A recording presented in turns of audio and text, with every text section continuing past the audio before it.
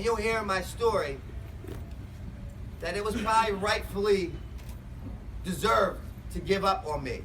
But you guys didn't, and because you didn't, I'm able to stand here today with 2.5 years clean and sober and helping that guy or woman who can't do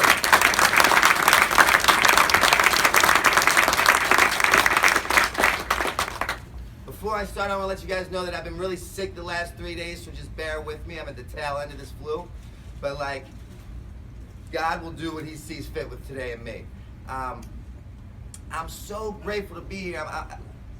I'm looking at all these people in the room, and I've done a lot of these book signings and a lot of speaking all over the nation, but this one here today is very near and dear to my heart because I can look into this audience and see so many people that God strategically placed in my life at a certain time, place, or position to get me to where I'm at today.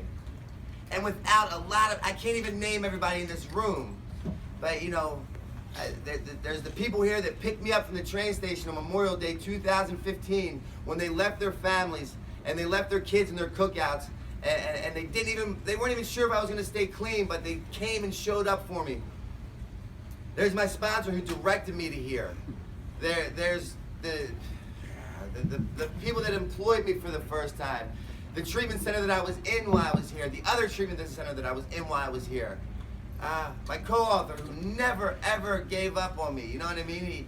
He told me as long as I continue to use, be prepared to have him as my arch enemy because he was not going to condone what I was doing.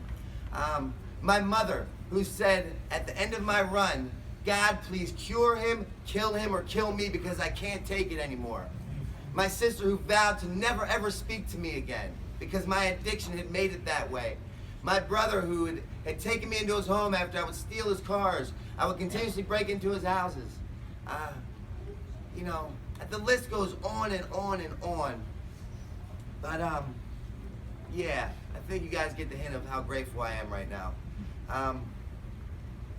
Who you see standing here now is not what you saw May 25th, 2015 when I walked into my 13th inpatient treatment center.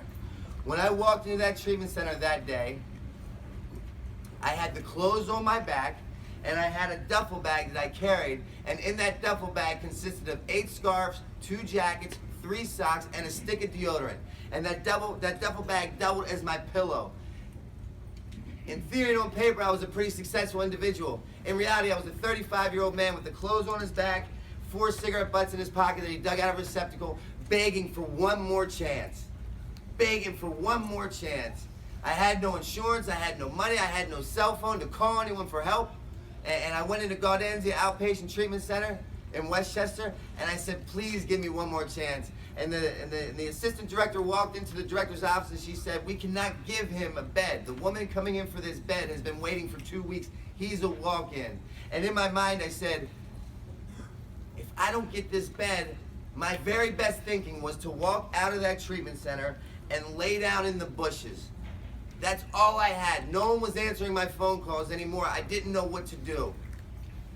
And I did that. I walked outside and I laid in those bushes, and about 15 minutes later they came out and they said, Mr. Novak, we got you a bed.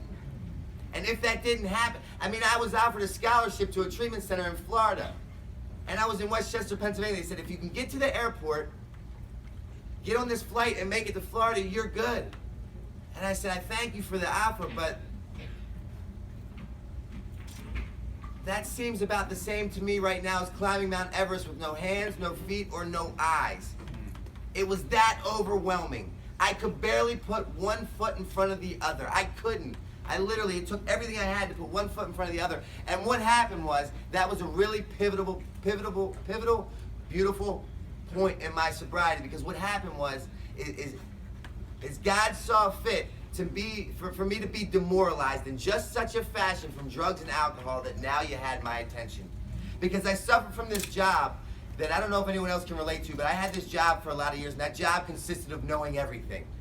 I knew everything. I was a pretty successful individual. At the age of 15, I was a professional skateboarder touring the world with Tony Hawk. I was the first skateboarder ever to be endorsed by Gatorade. They flew me out to the Quaker Oats building. And they put me on a treadmill. They put Michael Jordan on a treadmill. They put wires in my nose and in my mouth, and they gave each of us Gatorade to see the effects that it had on different sports players. At 16, I'm touring the world and I have a tutor flying with me. Later on, I end up in these movies that break box office records. I've traveled the world 10 times over. A little bit after that, I didn't decide. Some people in my life decided it would be a very good idea for me to write a book. And the terms of the contract were if I didn't write this book, I was going to be sent back to Baltimore, which meant I'd be homeless again. So I started carrying a pen and paper around, and I wrote a book. And the book did really well, and it got published, and it was like a bestseller. And I did all this without even a high school diploma. So I wasn't one of those guys that was very unsuccessful due to using drugs and alcohol. I was actually quite the contrary, the exact opposite. I was really successful while using drugs and alcohol. Which helped me because it got me here today, but it really hurt me. It prolonged my process of sobriety because I told you I had that job of knowing everything. And I don't know about anybody in this room, but I'm the kind of addict alcoholic, when you tell me what I need to do, I tell you why you need to fuck off. Right? Because I know.